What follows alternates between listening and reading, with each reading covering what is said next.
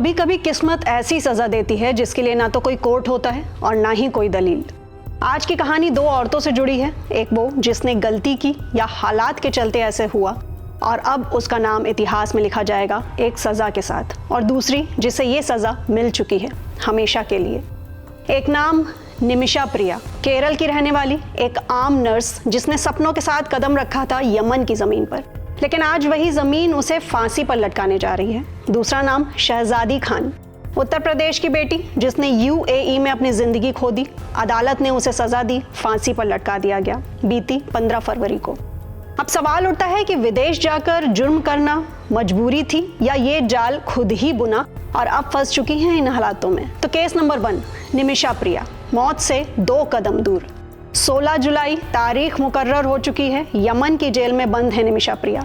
इल्ज़ाम अपने business partner की हत्या के बाद लाश के टुकड़े कर पानी के टैंक में फेंकने का आरोप। हालांकि परिवार का दावा कुछ और है।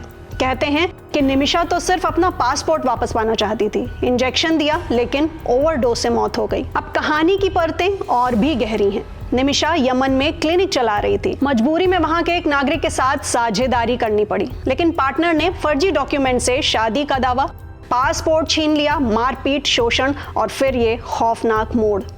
2017 में हत्या, 2020 में फांसी की सजा, 2023 में यमन की सुप्रीम कोर्ट से भी कोई राहत नहीं। केस नंबर 2, शहजादी खान।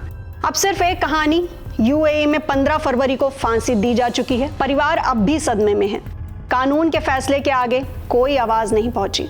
सवाल वही कि क्या विदेश में जाकर ऐसी गलतियां मजबूरी में होती हैं या लालच में? क्या निमिषा के परिवार की ये जद्दोजहद रंग लाएगी या फिर 16 जुलाई तारीख बन जाएगी एक और महिला की आखिरी सांस का दिन? फैसला आपके हाथ में नहीं, लेकिन सोच आपके पास है। क्या मानते हैं आप? क्या निमिषा को दूसरा मौका मिलना चाहिए या फिर जो गलती उसने की उसकी कीमत उसे चुकानी होगी?